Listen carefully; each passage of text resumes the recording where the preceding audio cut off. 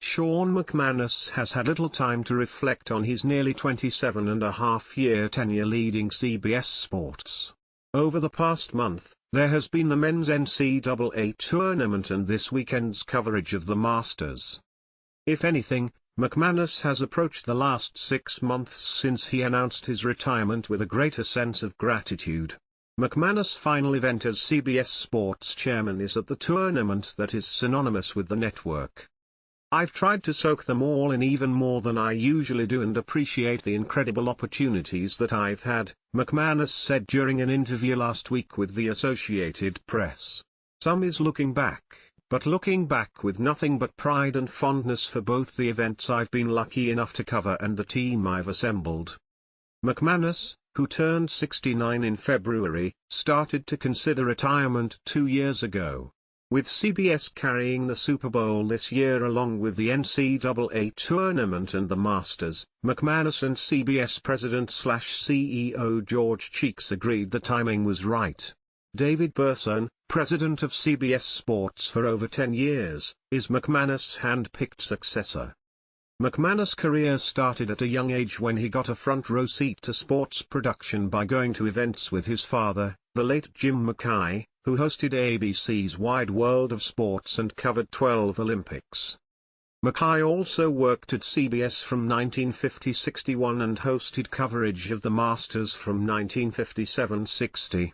This is the 68th straight year for the Masters on CBS, making it the longest current relationship between a network and sporting event. You think about 74 years with the McManus family having their fingerprints on an event. It's pretty cool to think 3/4 of a century. His dad had a mark on the tournament. Sean had a gigantic mark on this tournament for 28 years. "It's pretty amazing," said Jim Nantz, CBS's lead NFL and golf announcer, who also called the Final Four from 1991 through 2023. McManus started as a production assistant and associate producer at ABC Sports in 1977.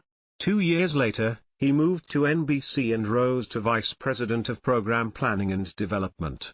In 1987, he was named Senior VP of U.S. Television Sales and Programming for Trans World International, a division of IMG, before joining CBS Sports as president in December 1996.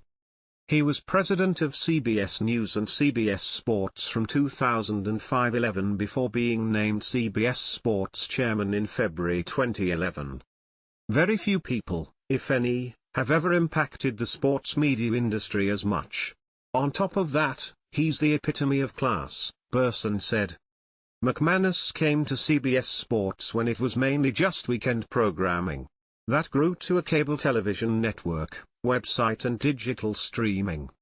Neil Bilson, who was CBS Sports president from 1981-94, is among McManus' many fans for the way he has navigated a changing landscape.